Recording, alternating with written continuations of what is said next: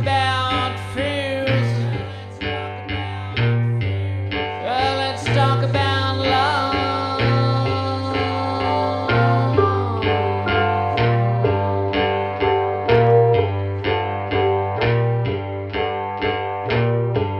Yeah, I got fears,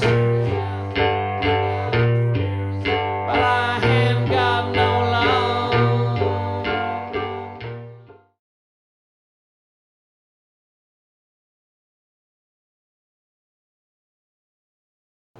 And these people, who say that she may have met somebody there at that bar that night and just decided to go start a new life. What do you got to say about the people that say that?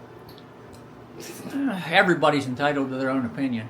You know. And what's your opinion on it? She would have never, ever walked away from these kids or pulled a stunt like that anyway. She would never have done Just that. can't believe, and I understand that we're close to the case and nobody ever wants to believe this and believe that, but given the way she was with us and things, the only way that she would have ever walked away is if she felt our lives were in danger too. And if she ran into that nefarious of a character, doesn't really matter anyway. That is the only thing I could fathom that would even make sense with a statement of that nature. And obviously they're from the outside. They didn't see the relationship between us and her mom. Right. We had an excellent relationship with her mom.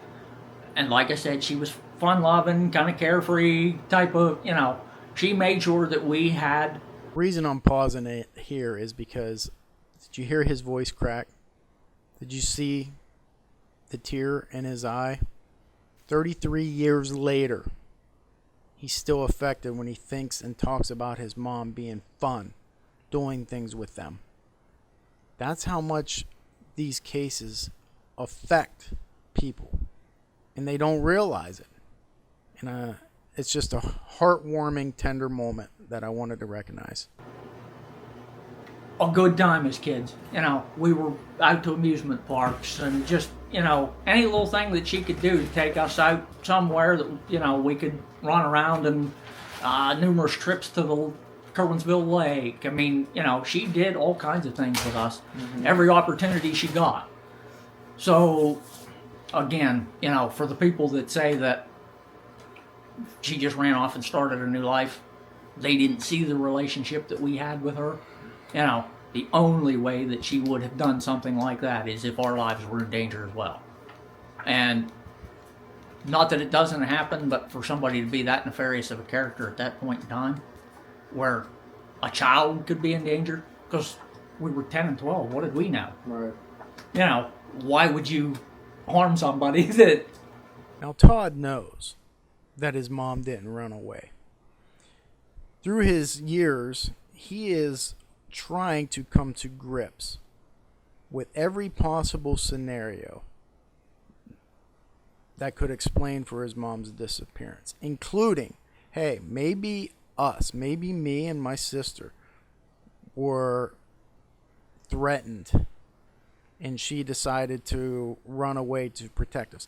Listen, the chances of that is almost zilch. But he's keeping it open as a possibility. It's not a probability. But he's trying to, in his brain, come up with a reason. And all these years, that's what he's doing. And that's why he's saying that. And I can see it in his eyes. And it's heartbreaking. It really is. And that's why I do this job. Probably doesn't have a clue as to what's going on. If she did something like that, she'd have never left her boots. Yeah. She was a shoe hound, and she left her boots, different boots and things. If she was going to leave by her own free will, those boots would have gone with her. Okay. Yeah. Well, while you were talking about those boots, what's your opinion on that? Men's bathroom, boots. That actually was one of the questions because that was your key item in your podcast. Well, it's the only piece of evidence there. Well, and we were told about the boots. I can't imagine that the state police or even Spring Township police would let a piece of information go that, meant something. It would seem to me that there's something else that they have in their reports that that only the guilty person would know. Mm-hmm. I just can't see as an investigator, and especially knowing like Trooper Joe Sigich. We spent a good bit of time with him. He constantly called us, and he tried to keep us updated. And I have nothing but excellent things to say about that man. Yeah, he was probably one of the most wonderful investigators I've ever met in my life. Good. He was just, his heart was in the right place. Obviously, he's got, budget constraints and things of that nature and more pressing issues that come along. But he always tried to reach out to us, to get a news conference, to keep it out in, I just can't see that there has to be something else in there that they're keeping, that they're aware of that nobody else is, and that only the guilty person would be aware of. My question, I've never been in the place. I've been to the outside of it. That's it. I've never been in there. My thing, like if she was cleaning, and that's where the cleaning closet was, she would have changed into sneakers. Okay. She did do that. She wore sneakers when she cleaned because the boots were uncomfortable as hell. And there it is. Probably the simplest and most plausible explanation. You can say everything about a shoe fetish that the offender had and all this, and I believe I touched on that in previous videos. But the reality of it is this. She probably changed out of those boots to clean. And, hey, that's what victimology is for. Talk to people. Find out, would she do that? And here we have her son, who went with her when she cleaned. Remember, she had a cleaning business. And he is saying, hey, she would put on sneakers and take off her boots to clean. That could just solve the mystery right there. To me, it probably does. Let's see what else Todd has to say. Pretty? Yes. Uncomfortable as hell. They're not what you clean in. And I recall from her going to the banks and stuff in the evenings, she always wore her sneakers. If she was going out to, like as a bartender, she probably wore them there, and, that was her dress for the night because they looked nice, and she was a boot nut. She had about 300 pairs of the damn things. She was constantly buying boots.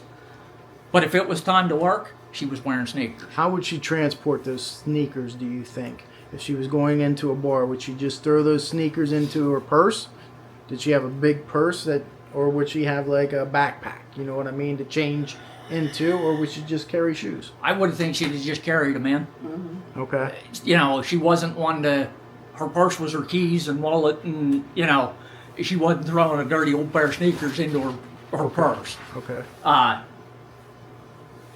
She probably would have just carried them in and then changed into them, and you think she would have bartended in those boots though, even though they're uncomfortable? Yeah. You're on your feet for 8 hours. Mm-hmm. Yeah, I would have thought that, because she was a dressy kind of person, she liked to look nice. If we were going out somewhere or something like that, she usually had those boots on, or a pair of boots anyhow. But if it was time to work, it was sneakers or something more comfortable to work in. Okay. And she wasn't the kind of person that had 2 pairs of shoes. She had, like I said, I couldn't even tell you how many pairs of boots she had, dress boots. Well, what happened to all that stuff from Greg's? I don't know. All of her personal belongings. I don't know. I know we were given some of the things.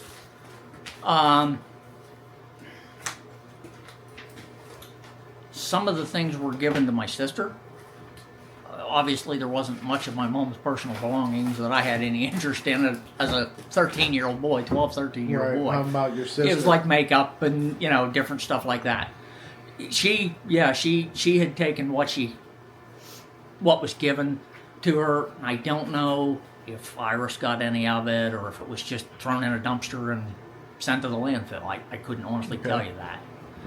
Have you seen Greg after that happened? Or No. was it just like done? He did one year send us a Christmas card with some money in it. Mm-hmm. I'm not sure what the reason. I guess there was some animosity. I know there's still animosity between Mom's brother and my dad, and he lives right behind my dad. He still believes to this day that my dad had something to do with it. Even though, they asked us, and I flat out told them, I said, with the vehicle that he had at the time, I was awake, because I would frequently stay awake till 2, 3 in the morning, listening to my music, my boombox was my life. That's, that was my getaway from, I just love music. Could he have snuck out? No. He would have had to push the truck down the road, start it, and then drive. It was really loud. Yes, it was really, really loud. It was an old 78 Dodge Power Wagon. 2 different colors, so it would have been noticeable to anyone, as it was a black cab with a white bed. Loud. I mean, even our neighbor said no, he didn't go anywhere. Because our neighbor was nosy as hell. And even she said no, he didn't go anywhere. And he didn't. I was, like I said, I was awake till 2 or 3 that morning, listening to my music. Door hanging open, in the bedroom, and he'd had to walk past the bedroom to go anywhere, unless he climbed out a window. He didn't go anywhere. Now, listen, I understand Todd's father, Brenda's ex, being a suspect. He should be looked into. But I also understand Todd protecting his father, and that's exactly what he's doing here. Now, I'm not saying Todd had anything, Tom had anything to do with this. I believe that that's false. But I can also tell Todd's protecting him. I've interviewed enough people, and I get it. He's protective of his father, just like he is his mother. And for people to point the finger at the father, I think those people, again, they just are not aware of the totality of everything. You said you had some questions for me. Let's get them out of the way so I can get my thinking cap on here. Well, obviously, Carl. Okay, so here we go. Brenda's son's bringing up the bar owner, Carl. Seems like everyone that I'm talking to so far is bringing up Carl. There's got to be a reason for that. Shady person. I don't know. But I do know that I have to listen to what people are telling me about this bar owner, Crazy Carl. And let's see where Todd's going to go with this. You remember that name coming up? Oh, he being the owner of the bar, that was initially, obviously he was the owner of the place. Okay, but being an owner of a place doesn't make you guilty of anything. No. But his name is around all the time. Yeah, and I don't personally... I never personally met the guy that I know of. Okay? Obviously, he has a reputation. That doesn't make him guilty. Right. Did you know Carl? But you heard the name too? That he had a really bad reputation, and that bar had a bad. I never went over there. We kind of stayed away from there. I don't know anything about it because I was 12 at the time. Obviously, it never had a good reputation, and I don't think there were a lot of customers, just a few regulars. So, but I do think that they could have been laundering drug money, or even delivering. Not to you. At that point, your mother might have done had to do some of those things Well, and that's the, yeah, to, say larger amounts, just giving out quantity. I don't think that she would sell by small bags if she was doing it. I feel like it's a possibility he had her transferring large amounts of drugs to someone who would come in. So, I mean, it's out of character for her. Mm-hmm. But as I say, I'd been away for 8 years, and you don't know what changes might have transpired, in that time. Well, and we don't know for sure. I'm guessing, correct me if I'm wrong, that Greg was dealing drugs at that time. He was arrested in what, 2016, something like that, 2000 something. Yeah, I don't remember exactly when he. No, which really, I mean, I worked narcotics almost my whole life undercover. I mean, I know it takes some time To build your case. Yes. Especially with those amounts of drugs, Yes. because you not only want to take down your low guys, but you also want to get to that distributor so that you can alleviate the whole group. Sure. So 91, I have a hard time believing he was dealing a large amount of drugs. Well, and I'll give you a couple things off the record too that Okay.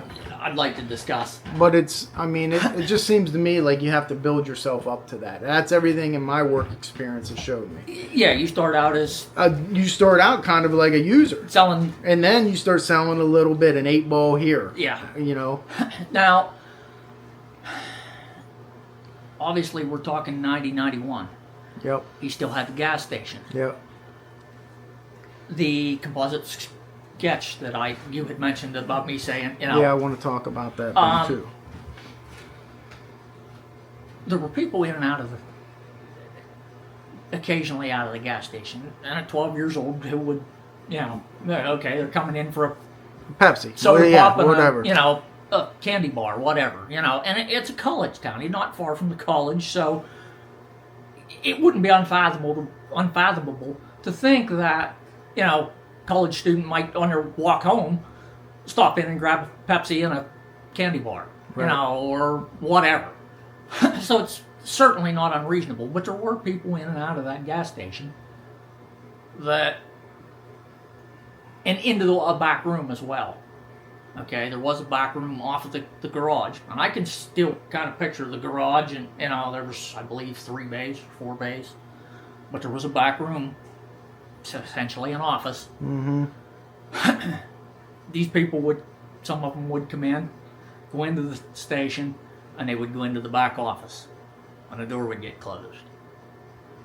Well, not unreasonable for a business either, if, potentially business dealings or whatever. Maybe somebody that's got some money invested in the gas station. I don't know what percentage of ownership, and, did he own the entire gas station, or, was he still paying for it? I don't know. I don't know what all those parameters were, and, like I said, I'm way behind the 8 ball on knowing what was what, and like I said, I was so young that, most things didn't really seem that unreasonable, or I guess you kind of try and justify them to yourself, and okay, it might just be a business partner, or... Right, but he could have been selling. But it very well could have been selling Sure. at that point in time, too. Yeah. I don't know how long, and obviously I'm guessing the DEA doesn't know exactly how long it was going on either. They were just able to tie him to it at that point right. in time. Exactly. Because of the copious amounts, and, was it $20,000 a month at that point in time that he was selling, and he was still kind of flying under the radar? Right. Or was he selling a dime bag here or there, and, Just building. That I Right. couldn't tell you. Right. Obviously a perfect opportunity for something like that too, because you're in contact with copious amounts of people. You're half a mile from the Penn State campus. College students are renowned for trying new things once they get out from under the thumb of their parents. Right. I can't honestly tell you what exactly the situation was, but there were certainly, looking back, some things that were suspect. So, yeah, like I said, was he building at the time? Was he just flying under their radar? How long had he been involved with Carl and their silent partner? How long did they know each other? Those are things that, Right. Okay. And I do have one other comment for you off the record that, Well, let's do that now. We don't need this one right now. There's some stuff I want to go through with you, too. So you can see at the end of our interview, we're back on the drug angle. And I can see why. With Greg being arrested, large amounts of cocaine, the tray that young Todd found, Pam's theory, throwing it out there maybe that Greg was having Brenda sell cocaine, maybe at the bar. All these things are good for conversation, okay? And it's a possibility. As an investigator, I got to figure out where this falls. What's the motive? Usually it's going to be greed, sex, or revenge. Multiple subcategories under each, but usually that's it. For example, sex is obvious. Somebody abducted her, killed her for sexual purposes. Greed. Greed is kind of jealousy as well. Jealousy falls under greed. Maybe a scorned lover. Maybe a boyfriend. And you have revenge.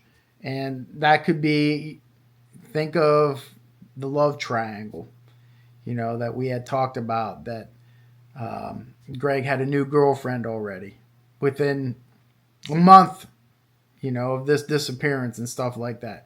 So through the course of this investigation, that's my job, is to whittle that down to find out, where does this lie? Is it drugs? Greed? Is it sex? Is it revenge? Finding that motive will help you determine your suspect. But motive isn't always apparent. You're not always going to find that out. And people have been convicted in court without a motive. You don't know why they do it. There's always a reason. There's always a reason. Even if it's just somebody walking down the street and just out of the clear blue decides to shoot the person beside him. There's a reason for that. Maybe he's mentally unstable. Maybe he had voices talking to him. Whatever it is, there's always a reason. Finding that reason is a little bit more difficult. But through the art of deduction and possibilities versus probabilities and talking to everybody, I think by the end of this investigation, I will be able to say, yes, Brenda is gone because of greed, sex, revenge. That's the goal anyway. Stay tuned to the next episode. Again, very heartbreaking to actually talk to Todd. And my thoughts and prayers go out to him and the family, of course, as always. So until next episode, Mains out.